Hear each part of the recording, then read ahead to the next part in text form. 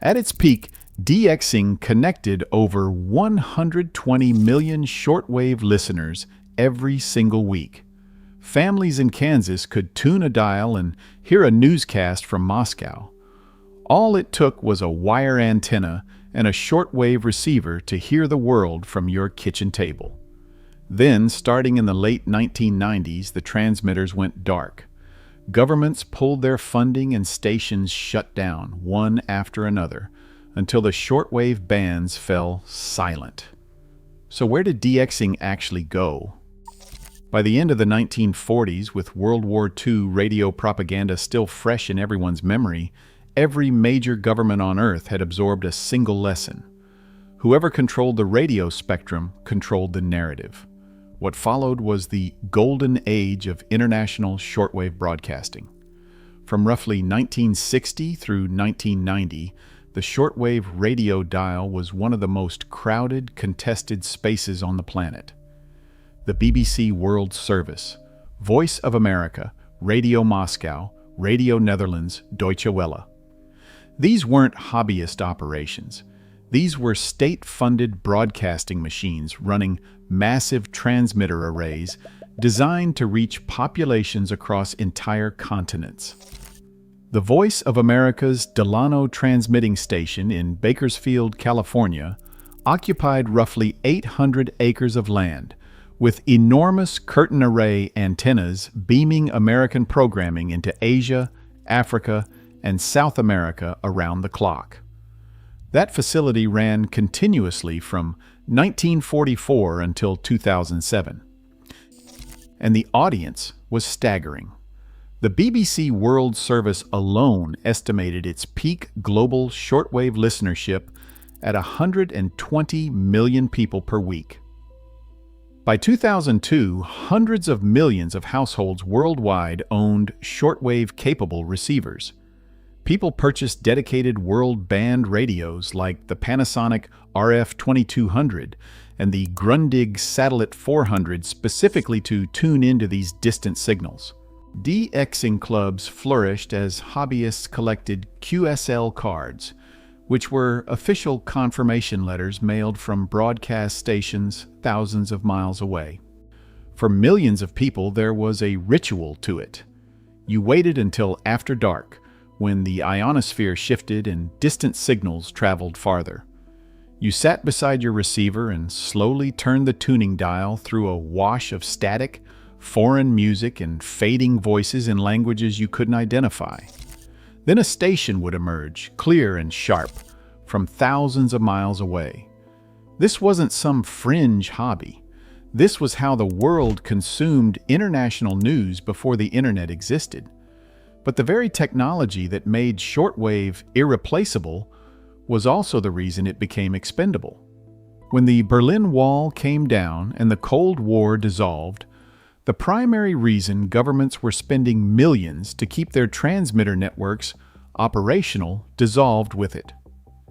The same geopolitical urgency that built the shortwave broadcasting infrastructure was the urgency whose disappearance killed it. Those massive Cold War-era transmitters were reaching the end of their operational lifespans by the 1980s. Replacing them cost a fortune. And once the ideological contest with the Soviet Union was settled, that kind of spending became impossible to justify. Cheaper FM repeater networks replaced international shortwave links across the developing world. The internet spread rapidly through the late 90s. Satellite dishes started appearing on rooftops across the developing world, and the BBC stopped beaming shortwave to North America and most of Europe entirely. Radio Netherlands shut down its iconic shortwave programs and went web only. The Voice of America's Delano facility was demolished. The emptying of the shortwave dial was a warning sign that DXers saw happening in real time. Almost nobody outside the hobby noticed. And the problems didn't stop at the transmitter end. The receiving environment was collapsing too. Cheap, unshielded switch-mode power supplies inside household electronics and LED lighting flooded the radio spectrum with broadband noise. Aging power line insulators began arcing across utility poles, generating a harsh buzzing interference that could propagate more than half a mile in every direction. Homeowner associations banned external antennas in suburban neighborhoods. Urban DXers, who made up the majority of the hobby, found themselves trapped in an electronic fog, where even strong signals were nearly impossible to hear through the static. By 2010, the conventional wisdom among radio hobbyists and technology journalists alike was that DXing was finished, and the timing of what happened next was almost too perfect. In December 2019, solar cycle 25 officially began after a deep solar minimum.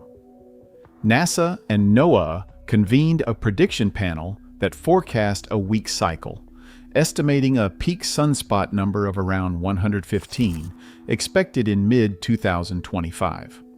Some scientists thought conditions might get even worse, potentially signaling a prolonged quiet period in solar activity. But satellite imagery of the solar surface told a completely different story.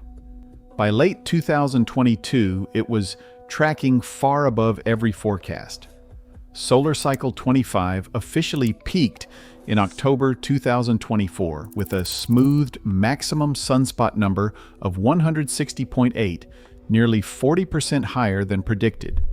In early 2026, daily sunspot count spiked to 299, the highest daily reading in over 20 years.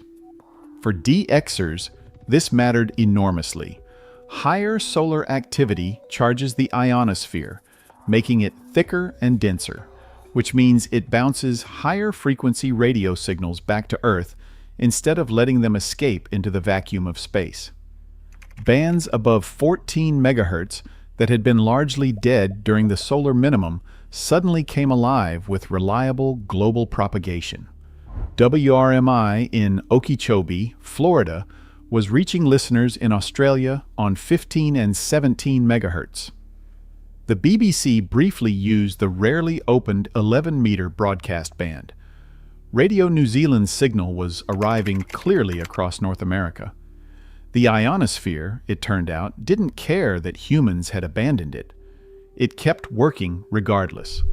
But while the atmosphere was reviving old pathways, a quiet revolution in software had already changed how the entire hobby operated. In 2017, Nobel laureate physicist Joe Taylor released a digital mode called FT8. It was built to solve two problems simultaneously: poor propagation during the previous solar minimum and the growing urban noise crisis. FT8 uses 15-second transmission cycles synchronized to atomic time and transmits tiny data packets containing call signs and signal reports. Through advanced error correction algorithms, the software decodes signals buried 24 decibels below the ambient noise floor. Consider what that means in practice. A DXer living in a high-rise apartment in Manhattan, surrounded by electronic interference, running a compromised indoor antenna, can now make verified contact across the planet using a fraction of a watt. Signals that human ears literally cannot detect become readable data on a computer screen. The adoption was massive. Data from Club Log shows FT8 now accounts for over 50% of all logged amateur radio contacts globally. Traditional voice communication has dropped to roughly 5%. By early 2026, a beta version called FT2, developed by an Italian team using AI-assisted development, compressed the transmission cycle down to 3.8 seconds, verified two-way global contacts in as little as 7 seconds. The trade-off is real, though. FT8 requires so little human input that operators have started calling it zombie mode. So yeah, not everyone is thrilled. Purists argue it removes the skill of actual conversation from radio, comparing it to what AI did to photography.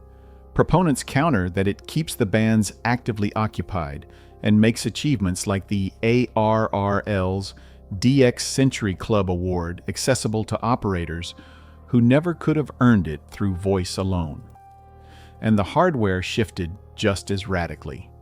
Software-defined radios like the Kiwi SDR2 now digitize the entire shortwave spectrum at the antenna and make the receiver accessible over the internet. Thousands of these devices form a global crowdsourced network.